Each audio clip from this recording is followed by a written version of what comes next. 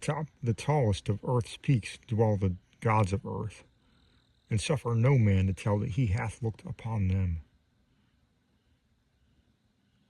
Lesser peaks they once inhabited, but ever the men from the plains would scale the slopes of rock and snow, driving the gods to higher and higher mountains, till now only the last remains.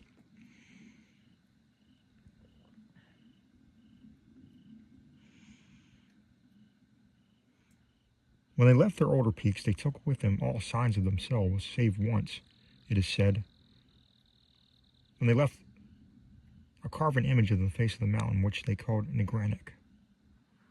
But now they have betaken themselves to an unknown Kadath in the cold waste where no man treads, and are grown stern, having no higher peak where to flee at the coming of men.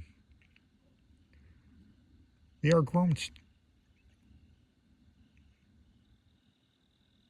stern, and where once they suffered men to displace them, they now forbid men to come, or coming to depart. It is well for men that they do not know of Kadath in the cold waste,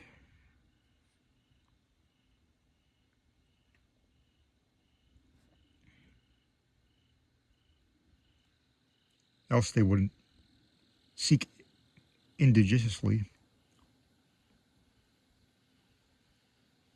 to scale it.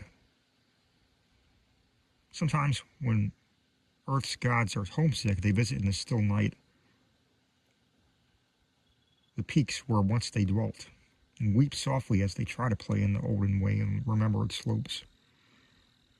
Men have felt the tears of the gods on white-capped Thurai, though they have thought it rain, and have heard the sighs of the gods in the plaintive dawn winds of Larion.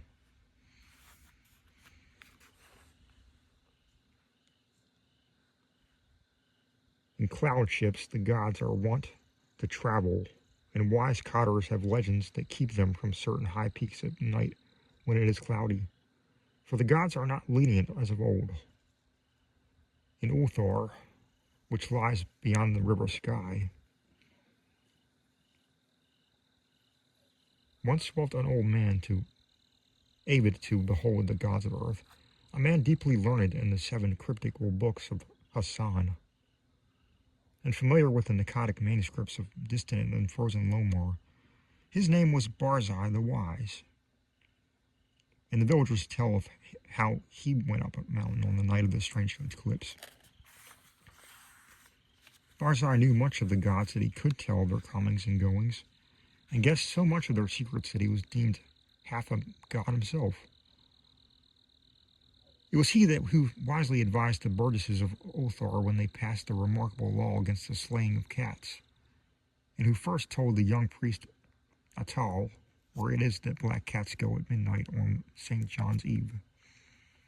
Barzai was learned in the lore of Earth's gods, and had gained a desire to look upon their faces.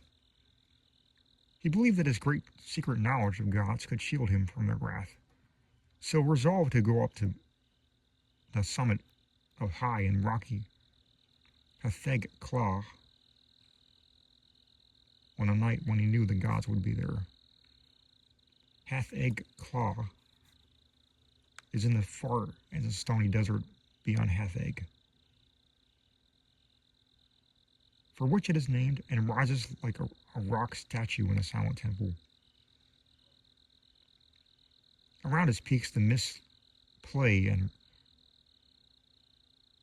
always mournfully, for the mists are the memories of the gods, and the gods loved Hatheg Klah when they dwelt upon it in the old days. Often the gods of earth visit Hatheg Klah in their ships of cloud, casting pale vapors over the slopes as they dance reminiscently on the summit under a clear moon. The villagers of Hatheg say it is ill to climb Hatheg Klah at any time, and deadly to climb it by night, when pale vapors hide the summit and the moon. But Barzai heeded them not when he came from neighboring Ulthar with a young priest Atal, who was his disciple. Atal was the only son of an innkeeper and was sometimes afraid, but Barzai's father had been a landgrave who dwelt in an ancient castle. So he had no common superstition in his blood, and only laughed at the fearful cotters. Barzai and Atal went out of Hetheg into the stony desert despite the prayers of peasants, and talked of Earth's gods by their campfires at night. Many days they traveled, and from afar saw lofty Hetheg Claw, with its aureole of mournful mist. On the 13th day, they reached the mountain's lonely base, and Atal spoke of his fears. But Barzai was old and learned and had no fears, so led the way boldly up the slope that no man had scaled since the time of Sanzu, who was written of with fright in the moldy Akkadic manuscripts.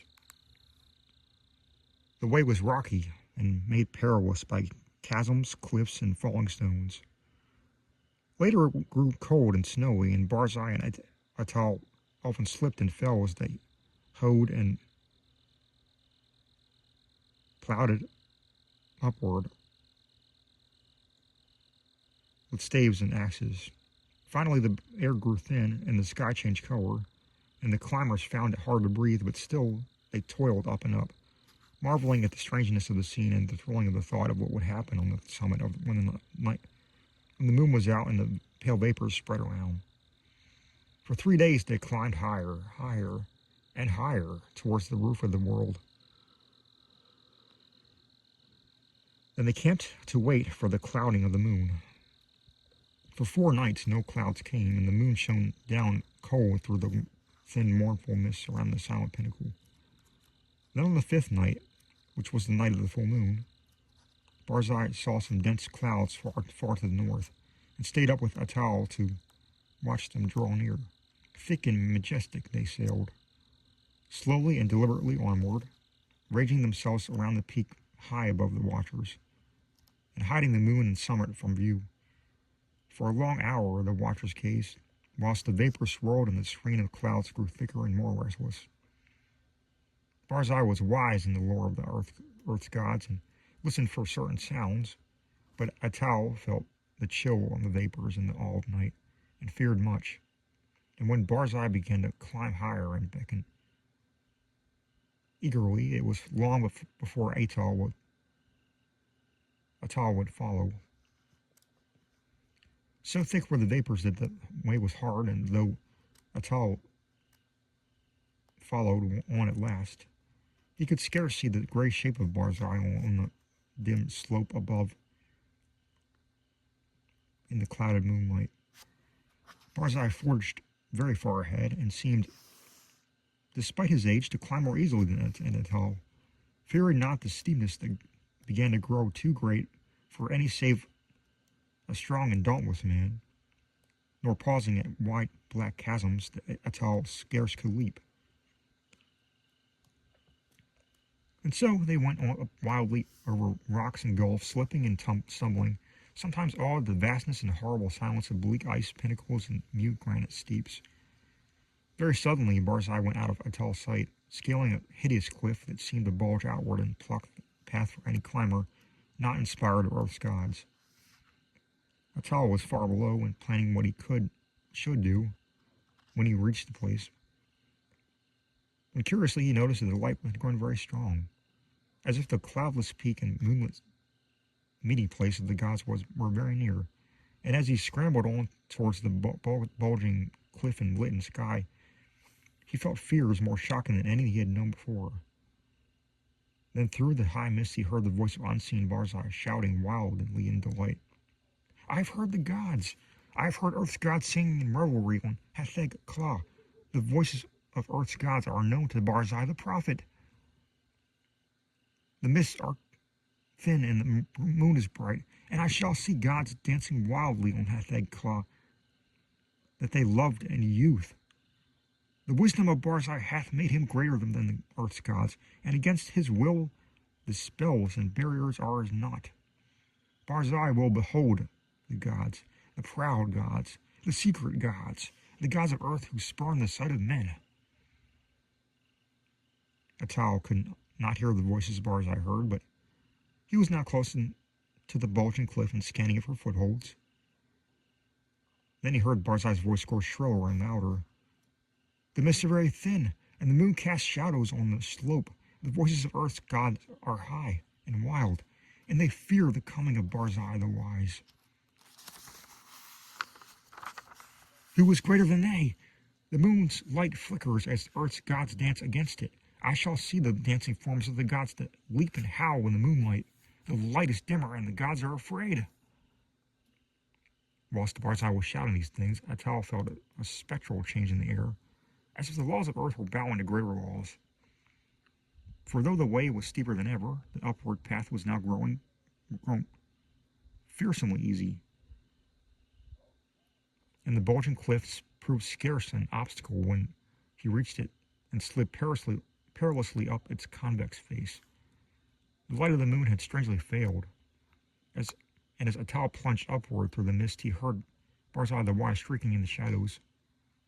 The moon is dark, and the gods dance in the night. There is terror in the sky, for upon the moon hath sunk its eclipse, foretold in no books of men or of earth's gods. There is unknown magic on Hatheg Claw. For the screams of the frightened gods have turned to laughter, and the slopes of ice shoot up endlessly into the black heavens, whither I am plunging. Hey, at last in the dim light I behold the gods of earth. And now Atal, slipping dizzily up over inconceivable steeps, heard in the dark a loathsome laughing, mixed with such a cry as no man else ever heard, save for the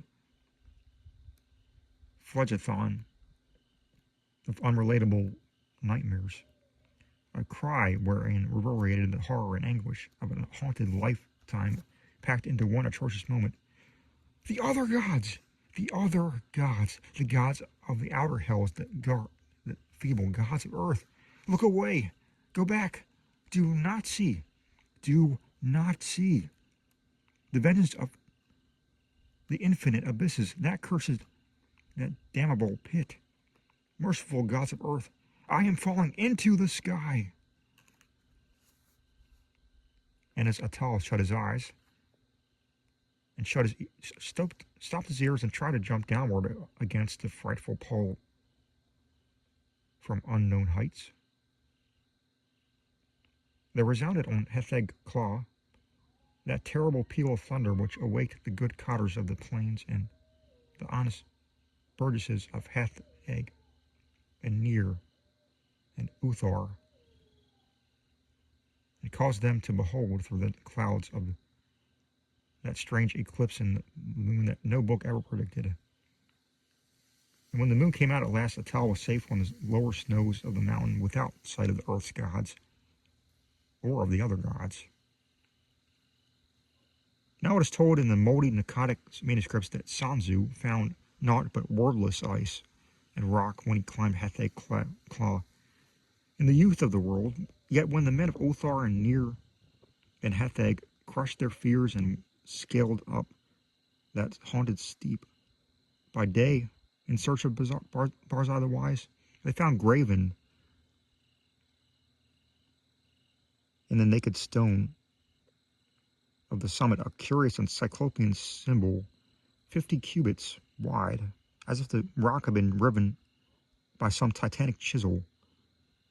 And the symbol was like to one that learned men had discerned in the most frightful parts of the Akkadic manuscripts, which are too ancient to read. This they found.